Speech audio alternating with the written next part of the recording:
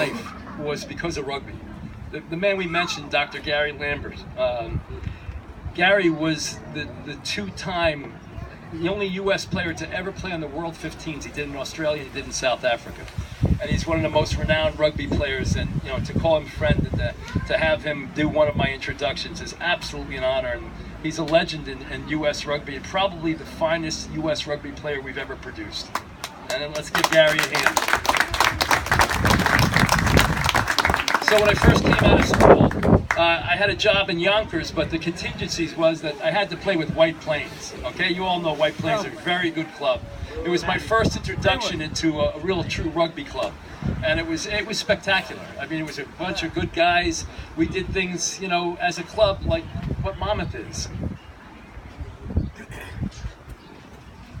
You go through life, and this is one of those nights, and hopefully we could show the appreciation and the gratitude for good fortune that we've been given.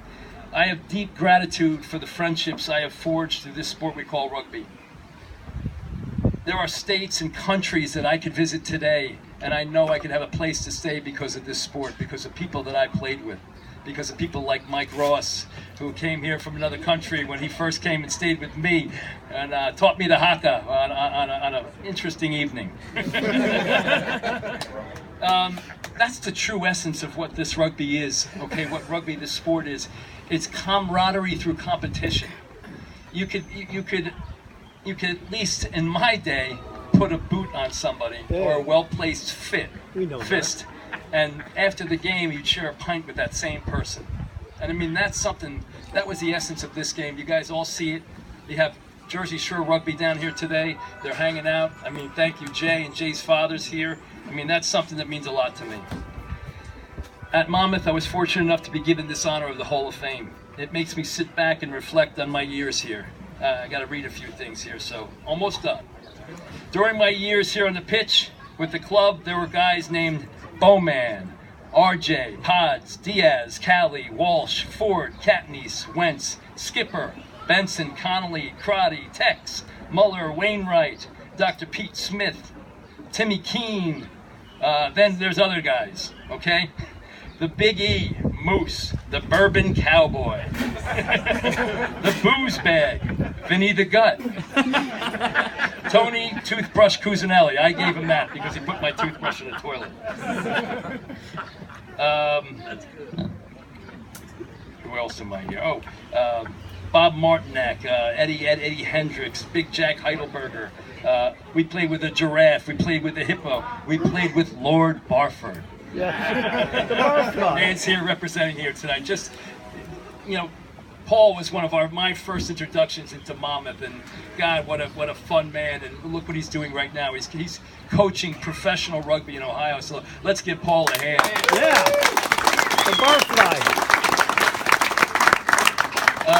Let's see, Jimmy Shaw, Tom Tanney, El Grande. He was so big he had multiple names. Big Bob, El Grande, the large one. Okay, biggest man I've ever seen. If I've missed anyone, please accept my apology for that. But one of the most important is our tour god, excuse me, and the glue to Monmouth rugby. That's Frank Fisher. Where are you, Frank? Yeah. Frank, this man teaches the old and young to never forget the club. And I know there's a lot of guys here. There's a lot of guys who put so many years in. I know my little protege here, has put more years than ever I could imagine. And he's well deserved being in this Hall of Fame. And it's an honor, really, to be around these Hall of Famers. But Frank is also a constant bridge from the old to the new. Let's face it, all of us older guys and girls, it's all about the new. It's all about, while we may have some great stories and accolades of past achievements, it's about keeping up with the new team, the new men's and women's team. This is what's important. It's about being around them and showing, you can't forget your past, okay, and letting them know that they're just as important to us. Monmouth Rugby is our director of rugby, Pat Maroney, right now. Let's give Pat a hand. Yeah. I mean, he's done phenomenal work here. I mean, it's also our president, it's also our vice president, it's also our A-side, B-side captains. I mean, these are our officers, and they're stepping up week to week to do stuff when we always can't be around, and that's something that's extremely important.